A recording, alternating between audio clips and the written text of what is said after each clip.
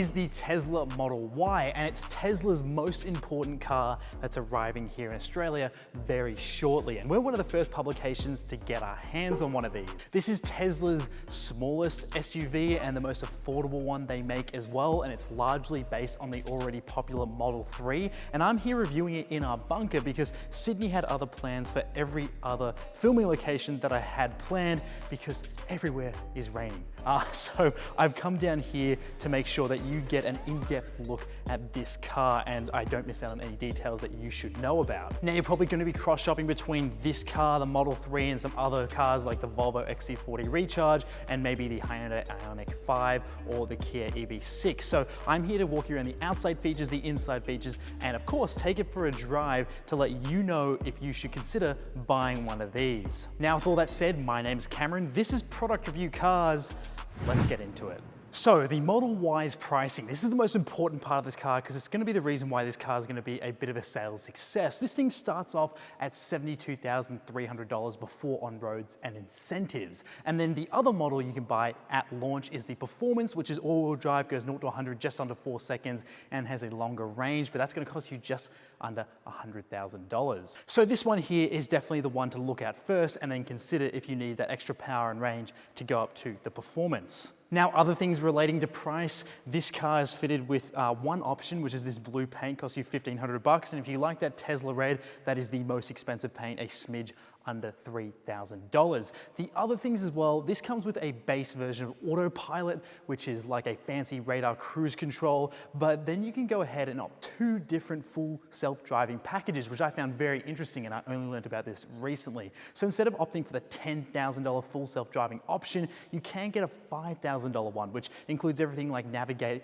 on full self-driving and also being able to use summon and smart summon so you can get the car to drive out of a parking spot and come to you. All that stuff used to be locked for behind a paywall, which was $10,000 to access that software, but now you can get that for $5,000, which I found quite interesting, and you can get a lot of those features. The only thing that you'll need to pay an extra $5,000 for is that if you're using Navigate on Autopilot and Auto Lane Change, it won't automatically stop for traffic signs and it won't automatically stop for any traffic lights. You have to pay $10,000 to get that full functionality for this car to do most of the driving for you. Now this car looks very similar to the Model 3 and it definitely is. It shares a lot of parts with it, especially like the headlights, part of the design and part of the interior. But this car sits around 7 inches higher than the Model 3. It's 7 inches taller, which is quite cool, and that's how you get that SUV look. Up front, it's all very much the same as the Model 3. You've got your LED headlights, which are fantastic and they're nice and bright, work really well, and the automatic as well. And then you've also got your cooling down below, but otherwise a very minimalist front. And part of the reason why this car looks pretty unique is because it doesn't even have a grille. It just has some air vents down below and some active aero here on the side to help air flow past the car. Up on the windshield, we do have wipers with integrated spray nozzles, which is quite cool. And you've also got your camera system up here for Autopilot, which you'll see dotted around the car, a bunch of different cameras. Now the side of the Model Y is very distinct. It's like a Model X and a Model 3 had a baby because there's some influence and design from both of those cars here. Obviously the Model 3 because this car borrows heavily from that one. The wheels here, they're 19 inches in diameter and they have a plastic cover on the outside with some alloys behind them and a Tesla logo in the middle. I like these quite a lot compared to the base Model 3 aero covers, which look a little basic. Here's one of your cameras for your Autopilot system along with the one in the B pillar here. And then you've also got these side mirrors, which are nice and sort of smaller to help with aerodynamics, but I feel like they could be just a tiny bit bigger, or maybe even cameras at some stage would be quite nice because they're just a little small to look out of. Then you also have your flush door handles, which aren't the automatic ones like you find on the Hyundai and Kia products. Instead, you have these manually operated ones, which you push your thumb in and then it'll open the door like that. And I don't have any issues with this car at all using these door handles. Additionally, this car doesn't sit all that high off the ground. It's just something to note, but it does clear a lot of driveways and speed bumps quite easily, so it's not really a problem. And then the rear 3/4 here, I love how this all comes together. It's definitely reminiscent of the Model X here. And I love this line that runs the entire length of the car from the rear tail light, from the front light, and it sort of dissipates in the middle here. It just looks so cool, so clean. This car has a really nice looking side profile in my opinion. Now finishing off the design back here, we have a glass roof, a rear glass on the hatch, but this doesn't have a wiper. So any sort of debris like these leaves, rain or dust will build up and you will have to sort of wash it away. Although that air does do a good job of pushing that debris away, just keep a note of that. And then I also like this integrated rear spoiler. It's not quite as aggressive as say something like an actual duck lid spoiler, but it's got a bit of a flick up in it and it looks really clean back here. Also love these rear lights. The smooth LED effect looks really quite cool, even though they're taken from the Model 3. And then I also like how clean the rear is as well. There's no model designation, nothing too confusing, just a Tesla badge, and that's all you have to know about it. If you know this is a Model Y, then good for you. And then below we have a bumper that sort of extends down a little bit in the middle. It's a weird design, something you might note straight away, because I thought that was quite a large, low bumper compared to other SUVs, but that's really just to help with airflow underneath the car, because the airflow around an EV is important on the outside as it is underneath. And then finally here we have the charge door, which is on this side of the car. It doesn't use Tesla's proprietary charger. Instead, it uses the same DC fast connector that you can find in any other EV. And I like how this is motorized, really easy to use, and also just means you can go to any fast charger and not just a Tesla one. Now, the fact that this is an SUV is one of the biggest selling points this car has. It's going to be the cargo space and the extra rear seat room that you're going to be particularly interested in when cross-shopping with other EVs and against the Model 3. This thing has a lot more storage space, and thanks to this giant hatchback as well, it's going to be far more practical to load items in and out like prams or big boxes or anything like that when you're going away to a snow trip, for example. It's just going to be so much more practical loading up this car compared to the Model 3, which has a traditional sedan trunk. Here we have just under 1,000 liters of cargo space, which is just so practical and the reason why this car will be a big seller here. In addition, we have more cargo space either side of this car's boot. So we have some on each side, these buckets which can fit a large backpack even in there. So that's quite good. You can stuff that down in there like that if you have to. And then there's some storage underneath the boot floor, one just before the seats here, so you can lift that up there. And it's a shallow space, but what's more interesting is this giant bucket here underneath the boot floor. And it's not just for small items. I mean, look, I can take a seat in here and I could bathe myself if I really had to, if it didn't have carpet and it had rubber instead. But this is how practical this car is. It's got a massive amount of under boot floor storage. And if I hop out, then we can see two buttons back here in this minimalist back area. So we have two buttons to fold the seats without having to actually go either side of the car. Very handy. So when you do that, you can get them to fold flat and away, which is very useful, and you get over 2,100 liters of space back here. And they also fold in a 40-20-40 split, so there's 4 of you going away. You can make the most of this boot space by folding just that middle seat. Now, this wouldn't be a Tesla review if we didn't see what's under the hood. So I can go and unlock the bonnet like that, and then you can go and access your frunk or your fruit, whatever you want to call it. It lifts up like that, pretty easy, and it reveals a plastic-lined tub, which has actually got a bit of rubber on the outside to stop water and debris getting in, which is quite useful, and you can put items in there and ensure they're going to be safe even when it's raining. I like this quite a lot, and it's not just for cables either. It's so big, in fact, I could step in again and enjoy myself another bath. Because this one's actually water-lined, I almost could do that. But it's just so large. In fact, you can fit almost most of a 5'11" adult in here. And I'm not exactly too small, but it's big enough to allow me to sit inside this thing, which is just incredible. So I like this quite a lot. And the only other car in this SUV game doing this that I've seen is the XC40 Recharge. So Tesla has a little bit of competition, but they still do it best when it comes to under bonnet storage.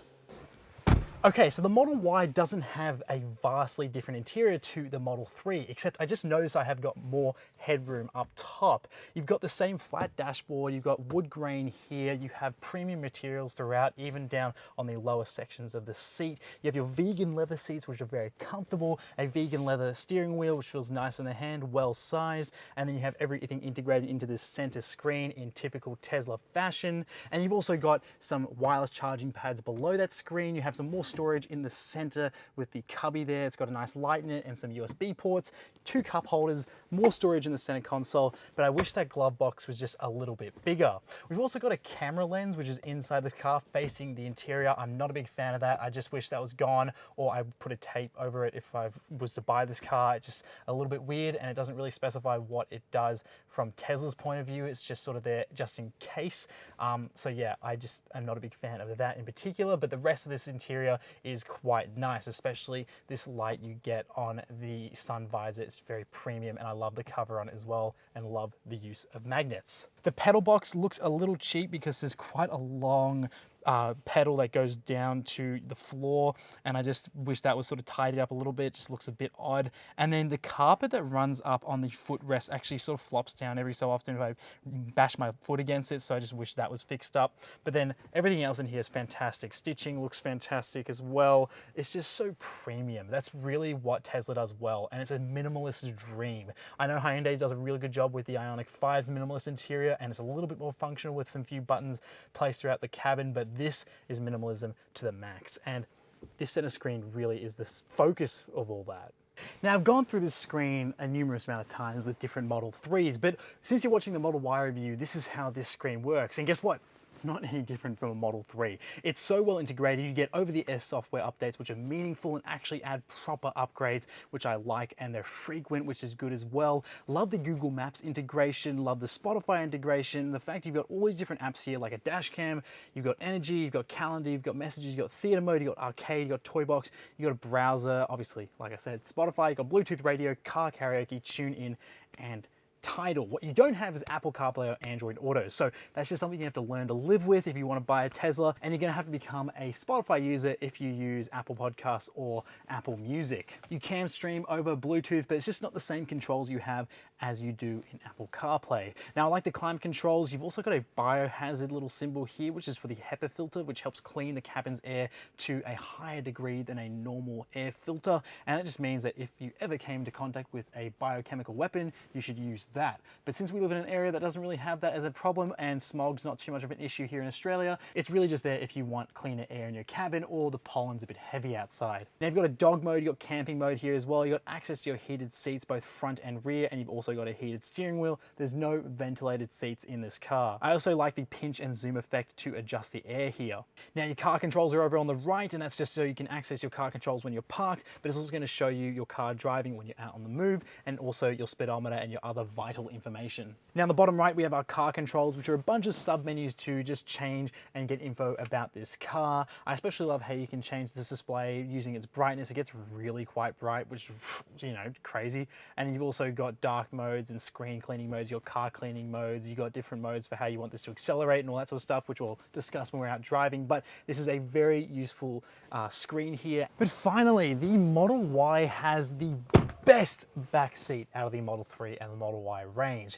This is just so comfortable, and you can clearly see why a lot of people are going to buy this over the Model 3. A lot of people already use the Model 3 as a family car, but it just makes this so much easier to use when you have a back seat as big as this. Look at my headroom. I have pushed this seat forward so you can see me here, but I do get around that much knee room, and I can easily put my feet underneath the seat in front of me because it's raised up. So I have plenty of space back here, and there's a nice flat floor, so even 3 adults can sit in the back quite comfortably, although this one's a little bit raised, so it will be slightly uncomfortable. We have 2 USB-C ports. We have 2 little vents back here, and we have some felt lining in the doors so you can use them as cubbies, and you actually want to use them because they feel nice. So more stitching, vegan leather is very comfortable, plenty of light thanks to this giant glass roof. I'm having a ball back here, and you can also adjust the incline of these seats so they can be a bit more upright, or you can put them back like this. And regardless of what angle you have them at,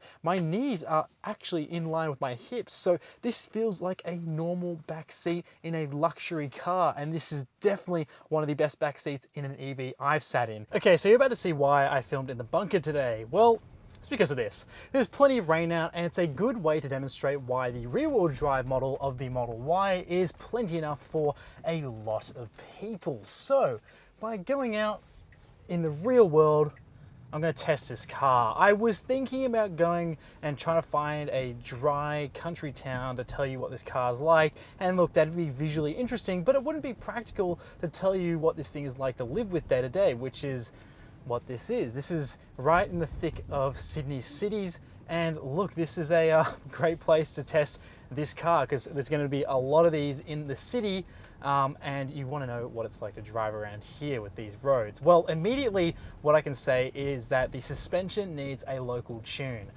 This car is very comfortable for most of the part, but if you were to compare it to the Kia EV6, for example, this thing does feel a little bit more bumpy, and you will start to feel bumps a bit more in this than you would say in that Kia.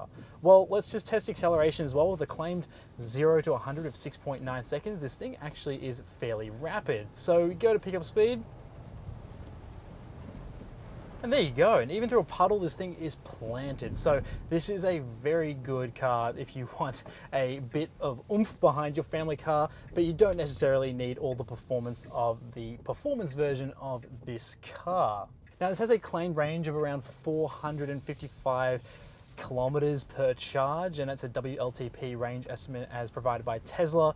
And I can say that these cars are very efficient out on the highway. I found that Hyundai and Kia's cars claims were a little bit higher than what I actually achieved, but that's due to a range of external circumstances that are different to how they tested their cars. Obviously, it's going to change depending on what topography, what temperature there is, but I have found using Tesla's cars on longer road trips that these battery packs are very efficient. Now, you might be asking yourself, Cameron, I should be getting the all-wheel drive version, right? Well, wrong. This car is going to be good for around 80% of people. If you're needing to go to the snow often, or you drive on unsealed surfaces most of the time, then sure, the all-wheel drive model will provide that extra grip. But here on some tarmac that's been wet for days now, there's been plenty of cars. Oh, it's a high traffic area, so oil and all that stuff gets dropped on here. This car stays planted. If I go to plant the accelerator, for example, I wouldn't, like right now, I go to plant it and just grip. If there was any slippage, the car sorts it out really quick. And heading through corners as well, I tried to really upset this car. Yes, you will get wheel slip if you really want to, but you're gonna keep going the direction you wanted to. It's not gonna spin around, or it's not gonna kick out. It just sort of gets the tires moving in a way that makes sure it slows the car down and then gets you on your way as fast as possible without losing a whole bunch of traction, which is really impressive with this car. Now listen, all I can hear is rain in here. There's no fake engine sounds, there's nothing being produced that's a bit ungainly. This is a very comfortable and quiet car, and part of the reason why people love Teslas. I love the sound design in the indicators. It's simple and easy to use. I love the sounds for the warnings, are all very well rounded, and it feels like a very well engineered car in that regard. So it's just quite nice to listen to this car when you want to, and the fact that it also does a good job of deleting sounds you don't want to hear. So like road noise is pretty minimal. There's no awkward squeaks or rattles in my test car here. So it is a very good example of Tesla's build quality in this regard, but there have been issues in the past with other Tesla's cars. But the thing with Tesla is that if you complain about an item that might not be up to scratch, they will go ahead and rectify that for you in warranty. So that's something that people forget to add, that, you know, if there is something wrong with your car, Tesla's quick to try and fix that. Now, the steering is a little vague. You can make it a bit more stiff by like actually increasing the responsiveness of the steering wheel, so you can get a sport feel. You can do a comfort setting. I personally like something a bit more comfortable, but even in sport, it just feels like your steering wheel is a little disconnected from your wheels. It's not the end of the world, but the Model 3 did feel like it was a bit more connected in terms of driving experience, partly thanks to the fact that you sat lower in it and you felt like you're sitting more, you know, in a sporty feeling car compared to the Model Y, which is very much a traditional SUV feel. Now the infotainment is really easy to use. I got used to it so quickly in my first Model 3 that I reviewed, and just hopping in here, even after being in multiple cars, it's just so easy to get used to, and it's so easy to read what's going on in your screen. So look, it's something, if this is scaring you, it's nothing to be worried about. I actually kind of prefer it. Although when you start to accelerate, you can get a warped sense of speed because there's no gears, there's no engine sound. So what you're gonna get is you're gonna feel like maybe you're going at a certain speed and look at the speedo, and then you might be going faster or slower than the speed you are, you know, feeling. So just be wary of that. You might go faster or slower than you are used to in a petrol car. Now visibility is fantastic out the windows, but I do find it so funny that you have a large glass hatch, but you have a letterbox to look at the back. That rear visibility is a little bit rough, and then also the fact that it doesn't have a rear wiper. All that rain is creating a distorted image at the back, so it's not entirely useful compared to a traditional, more flat-backed car. Now, even in the wet, this low center of gravity does have plenty of grip in the rain, and I do feel like I'm in a planted, safe car. This torrential rain has been a bit daunting for some cars, with some of them pulling over, even some Range Rovers, depending on driver confidence, but this is a car that is only giving me confidence while driving it. When I have to get somewhere, I feel safe in it, and I feel like I'm gonna arrive at my destination without any sort of woes until I approach a puddle that might be a bit too deep for this car. Now, using autopilot in this car, which is like a fancy radar cruise control until you get some full self-driving options, is pretty easy. So you just double tap on that stalk and it will read the lines on the road. It doesn't need two white lines. It actually can see where parked cars are and just follow the road that way. It's not going to be as intuitive to use as full self-driving, but it is pretty good for most of your driving needs. And I like how it speeds up to the speed limit automatically because it uses speed sign recognition and it will keep that speed. And then if you want to increase that speed, it's easy enough to do, just like radar cruise. But until you're actually focusing on that suspension feel in this car, like you might go, oh yeah, I do feel like it's a little bit bumpy. It's comfortable enough that that feeling goes away if you're not thinking about it. And it's just a really quiet ride and really soft when you need it to be. So I do like this, and it's not going to be a deal breaker for a lot of people when you drive one. You might hear about this bumpy suspension, but I can tell you in the real world, it's really not the biggest issue. So to top it all off, even in weather as horrific as this is just one of the best driving experiences you can have at the moment for the money. I really like the space, I like the comfort, I like the creature comforts as well, and the safety features you have in here. It's just a well-rounded SUV, and the fact it's an EV makes us feel so much more premium than a similarly priced or slightly more expensive SUV of a similar size. Now, should you buy a Tesla Model Y? Well, short answer is yes, but you have to get in line because there is a long waiting list for this car. Expect deliveries between February and May next year, so put your name down right now if you're thinking about getting one of these. You're probably not going to get the opportunity to test drive its competitors like the XC40 Recharge or those EVs from Hyundai and Kia, and I can say that the Hyundai and Kia have better suspension and a slightly more comfortable interior for the front passengers, and then the XC40 does the traditional SUV experience just a tiny bit better thanks to its design and sits up a little bit higher, but this is the best EV in terms of an all-rounder. You have better efficiency. You also have access to Tesla's supercharging network, which is really important and something I experienced personally because that third-party charging infrastructure is just not there yet compared to what Tesla's rolled out between Brisbane and all the way down to Adelaide. It's just very functional using this car on longer journeys. But then driving around town, it's a comfortable interior. You make the most of that industry-leading UI, and then you get constant software updates, plenty of practicality, even against petrol-powered alternatives. This is a very practical car, and it costs a little bit less as well. And then you've also got plenty of comfort in the second row if that's a concern, which is something that the Model Y fixes compared to the Model 3. And so with that out of the way, thank you so much for joining me in my underground bunker to review this car. I really appreciate it. And if you like this review, make sure you hit subscribe down below. If you liked it, like it. If you didn't, dislike it. And please, if you have any questions about this car, I spent a good amount of time driving this thing, even in wet weather. So let me know what you think or what you want to know in the comments down below. Now, thank you so much for watching. My name's Cameron. This is Product Review Cars. I'll see you in the next one.